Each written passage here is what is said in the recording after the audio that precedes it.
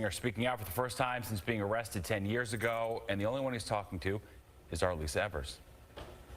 International dancehall superstar Vybz Kartel has been behind bars for nearly a decade for a murder he claims he did not commit, locked away deep inside a Jamaican prison.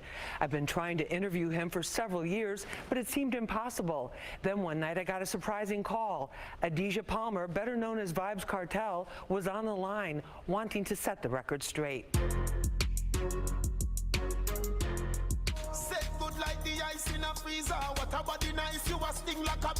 Vybz Kartel is many things, an incredibly prolific artist in the dancehall reggae genre who's managed to dominate the music scene despite being locked down.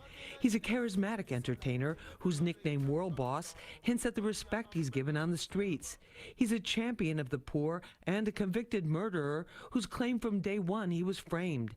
His talent, drive, intelligence, and wicked wit have never been in question. Now the only question is whether his last legal appeal to the highest court in the UK will determine he was convicted based on falsified phone evidence. A lot is on the line. He could be a free man by 2022 or an inmate for 30 or more years. It's enough to send anyone into depression, but not Vybz Kartel. I hope you're hearing me. Yes, yes. As you look around the cell that you're in right now, can you describe for us what that looks like? It's dark. It's hot.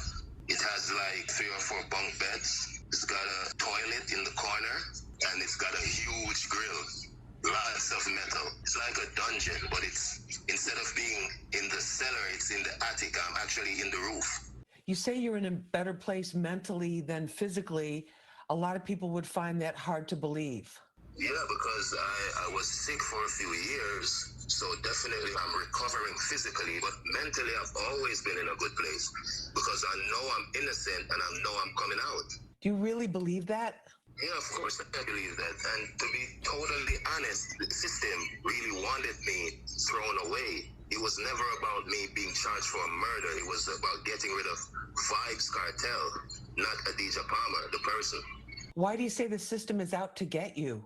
Because they told us, they say we have too much influence. If you remember when Movado and I had that little feud a few years ago, we even went to King's house, which is like the home of the Prime Minister.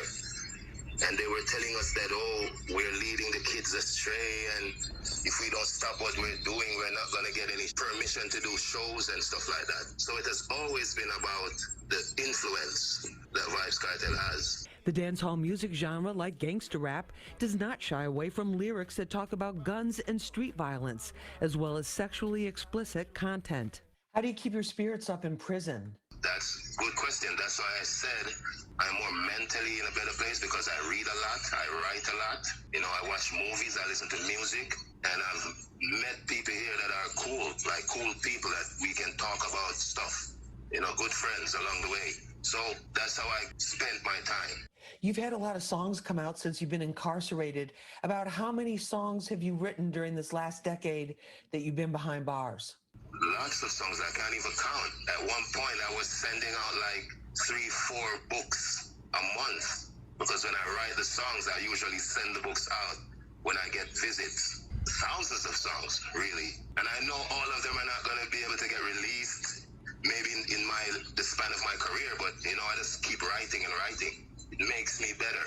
Are you concerned that the conditions there are going to impact your health? I'm basically just thinking about going home now, because everything is drawing to a close, so I'm not really worried about my health as much. I'm doing much better, you know, so it's all good. Kartel's attorney, Buchanan, filed a fresh evidence appeal based on the findings of a British digital expert who found that his cell phone had been tampered with prior to his trial. It's expected to go before the Privy Council, second only to Queen Elizabeth in authority. Yes, God save the Queen, because she's the only one that can save me now.